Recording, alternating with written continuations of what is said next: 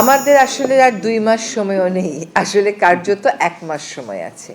নির্বাচনের পরিবেশ গ্রহণযোগ্য কিনা, যদি আইপিএল এর কথায় আসে, বিষয়টা হচ্ছে যে খেলাটা যদি খেলার জায়গায় আমরা রাখতে পারতাম খুবই ভালো হতো, কিন্তু আনফর্চুনেটলি খেলাটার মধ্যে রাজনীতি নিয়ে আসা হয়েছে।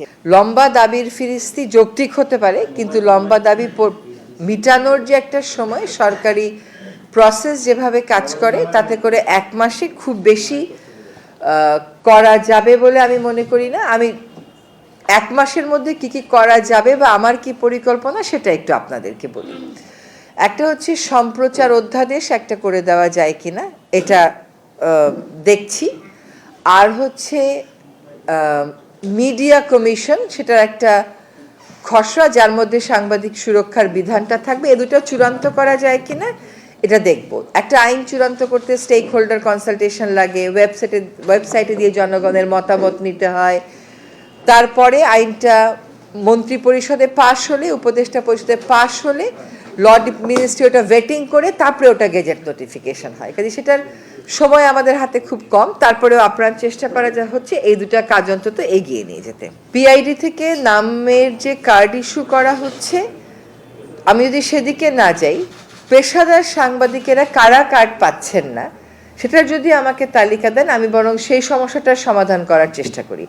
কারা কার্ড পাচ্ছে, তারা পাচ্ছে, তাদেরকে তো আমার আটকানোর প্রয়োজন নেই, কিন্তু কারা কার্ড পাচ্ছে না যদি সেরকম তালিকা থাকে সেটা দেন, সেটা আমি দেখার চেষ্টা করছি।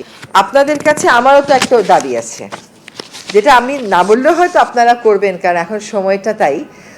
সেটা হচ্ছে যে গণভোটের বিষয়টা একটু প্রচার করতে হবে। তো গণভোটে আসলে কি কি প্রস্তাবনা আছে, কেন মানুষকে এটাতে অংশগ্রহণ করতে হবে, গণভোটের ইমপ্লিকেশন কি, এটা নিয়ে একটু ইতিবাচকভাবে যদি আপনারা প্রচারণা করেন, মানুষ কিন্তু এটা দেখে, আপনাদের টকশোগুলো দেখে শোনে, সরকারের কাছে কিছু বার্তা রেডি আছে, সরকারের একটা ন্যারেটিভ আছে, আপনারা সেটা আমাদের কাছ থেকে একটু নিয়ে নেবেন এবং মানুষকে আসলে উদ্বুদ্ধ করতে হবে। মানে মানুষ খুবই চায় ভোট দিতে, কিন্তু তারপরে ভোট যাতে দিতে না পারে একটা ভয়ভীতি দেখানোর টেন্ডেন্সি আছে, এটাকে আমাদেরকে ওভারকাম করতে হবে। তো একসাথে as a nation will have to overcome ইট। হ্যাঁ, তো এটা আমার একমাত্র অনুরোধ থাকলো আপনাদের কাছে। আর হচ্ছে যে আইন দুটো আমি চেষ্টা করব আমার টিমকে নিয়ে যতটা সম্ভব ততটা এগিয়ে যাওয়া। মানুষ যাতে গণভোটে অংশগ্রহণ করে, মানুষকে তো বিষয়গুলো বুঝাতে হবে যে 11টা বিষয়ে তারা যে হ্যাঁ বা না বলবে, এই বিষয়গুলো আসলে কি, হ্যাঁ বললে এটার ইমপ্লিকেশন কি, না বললে এটার ইমপ্লিকেশন। কিন্তু সরকারের একটা ন্যারেটিভ প্রস্তুত করা আছে, আপনারা সেই ন্যারেটিভটা আমাদের কাছ থেকে নিয়ে যদি প্রচার করেন, মানুষকে সাধারণ ভোট দিতে এবং গণভোট দিতে উদ্বুদ্ধ করেন, তাহলে কিন্তু এটা একটা অনেক বড় কাজ হবে। বিকজ গণতন্ত্রে তো এভরিওয়ান হ্যাজ টু এঙ্গেজ। নির্বাচনের পরিবেশ গ্রহণযোগ্য কিনা, এটা আপনি কয়েকটা আঙ্গিকে দেখতে পারেন। একটা হচ্ছে নির্বাচন পরিচালনার জন্য যে কাজগুলো অন্য সকল নির্বাচন কমিশন করে, সেই কাজগুলো করা শুরু হয়েছে কিনা, সেই কাজগুলো যথাযথভাবে চলছে, মনোনয়নপত্র যাচাই বাছাই করা হচ্ছে এবং প্রার্থীরা বিভিন্ন দলের খুবই আগ্রহ উৎসাহ নিয়ে এগুলোও মনিটর করছেন, কোথাও কোনো ব্যত্যয় হলে তারা সে কথাগুলো বলছেন। ফলে নির্বাচনের যে প্রক্রিয়া নির্বাচন কমিশন থেকে শুরু করা, সেই প্রক্রিয়া শুরু করা হয়েছে। এখানে মানুষকে উদ্বুদ্ধ করতে সংস্কৃতি মন্ত্রণালয় এবং তথ্য মন্ত্রণালয় একসাথে কাজ করছে। বিভিন্ন প্রচার মাধ্যমে, আই ডোন্ট মিন মিডিয়া মাধ্যমে, বাট বিভিন্ন টুল ব্যবহার করে মানুষকে উদ্বুদ্ধ করা হচ্ছে। যেমন ভোটের গাড়ির উদ্বোধন করা হয়েছে, তথ্য মন্ত্রণালয় ব্যাপকভাবে শুরু করেছেন উঠান বৈঠক করা, গ্রামে গ্রামে গিয়ে মাইকিং করা, কাজে সেই কাজগুলো শুরু হয়েছে। নির্বাচনে কোনো রাজনৈতিক দলকে কিন্তু এরকম দেখছি না বলতে পরিবেশ নাই, নির্বাচন করব না। কাজে আমি কেন ধরে নেব যে পরিবেশ নাই? এখন পরিবেশ গ্রহণযোগ্য আপনি কোনটাকে বলবেন? অবশ্যই there is a force working. একটা ফোর্স তো কাজই করছে যে একটা ভয়ভীতি দেখিয়ে মানুষকে নির্বাচন থেকে দূরে সরিয়ে রাখা যায় কিনা সেটা করার জন্য, সেটা তো আমরা কোনোভাবেই সফল হতে দিতে পারি না। নির্বাচনে, বাংলাদেশের নির্বাচন তো আপনিও দেখেছেন, আমিও দেখেছি,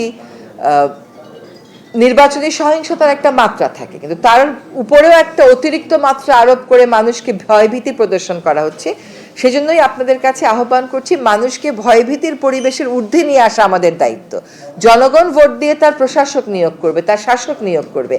আপনি গণমাধ্যম হিসেবে গণতন্ত্রের ভিত্তি রচনা করার জন্য মানুষকে সেই কাজে উদ্বুদ্ধ করবেন। কাজে আপনার প্রশ্নের সহজ উত্তর হচ্ছে যে এখনো পর্যন্ত পরিবেশ আমার কাছে গ্রহণযোগ্য বিবেচিত হচ্ছে। যে কাজগুলো করার কথা সেই কাজগুলো আমরা করে যাচ্ছি।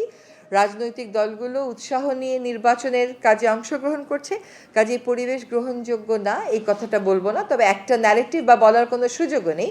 একটা ন্যারেটিভ করার চেষ্টা করা হচ্ছে যে না এখানে আইন শৃঙ্খলা পরিস্থিতি বা এই কারণে নির্বাচনটা শেষ পর্যন্ত হবে না, এটা মনে করার কোনো কারণই নেই। সরকার নির্বাচনের একটা ক্লিয়ার রোডম্যাপ দিয়েছে, সাধারণ নির্বাচনেরও ক্লিয়ার রোডম্যাপ আছে, আপনার গণভোটেরও ক্লিয়ার মেসেজগুলো আছে। কাজে নির্বাচনের দিকে দেশ অবশ্যই এগিয়ে যাচ্ছে। আপনি যদি স্বাভাবিক আইন শৃঙ্খলা পরিস্থিতি দেখেন, স্বাভাবিক আইন শৃঙ্খলা পরিস্থিতি বিভিন্ন সময়ে যা থাকে তার থেকে খুব বেশি ব্যত্যয় হয়েছে আমাদের পরিসংখ্যান তা বলে না। সুতরাং পুলিশকে একটা পর্যায় পর্যন্ত অ্যাক্টিভেট করা গেছে, কিন্তু এখন আসলে নানান রকম জায়গা থেকে যে চ্যালেঞ্জগুলো আসছে আমাদেরও সেই চ্যালেঞ্জগুলো মোকাবেলা করতে আরও বাড়তি পদক্ষেপ নিতে হচ্ছে। যেমন আমাদের হাদির হত্যাকাণ্ড, সেখানে আমাদেরকে এখন অন্যান্য প্রার্থীদেরকে বাড়তি নিরাপত্তা দেওয়ার কথা বলা হচ্ছে, তারাও কেউ কেউ বাড়তি নিরাপত্তার জন্য আবেদন করছেন। ফলে একটা একটা করে চ্যালেঞ্জ যখন অ্যাড করা হয় তখন একটা একটা করে চ্যালেঞ্জের জন্য আমাদেরকে বাড়তি পদক্ষেপগুলো নিতে হচ্ছে। তবে সার্বিকভাবে পুলিশ ফাংশনাল এবং পুলিশ এখনও তার কাজে মনোনিবেশ করে যাচ্ছে। যদি আইপিএলের কথায় আসে, বিষয়টা হচ্ছে যে খেলাটা যদি খেলার জায়গায় আমরা রাখতে পারতাম খুবই ভালো হতো, কিন্তু আনফর্চুনেটলি খেলাটার মধ্যে রাজনীতি নিয়ে আসা হয়েছে। অন্যান্য সময় আমরা কি বলি, দুইটা দেশের মধ্যে যদি রাজনৈতিক টেনশন থাকেও, যে কোনো দুটা দেশ, আমি বাংলাদেশ ভারত, বাংলাদেশ নেপাল এরকম বলছি না, ভারত নেপাল, ভারত মালদ্বীপস এটা বলছি না, বলছি দুইটা দেশের মধ্যে যদি রাজনৈতিক টেনশন থাকেও বলে যে সাংস্কৃতিক এক্সচেঞ্জ, খেলাধুলা এগুলোর মাধ্যমে এটা কমিয়ে আনা যায়।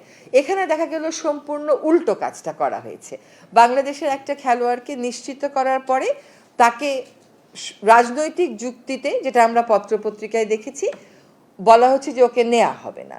তো এইরকম সিদ্ধান্তের প্রেক্ষিতে আমাদের দেশের জনগণেরও তো মনে একটা আঘাত লাগে, তাদের মধ্যেও একটা প্রতিক্রিয়া হয়।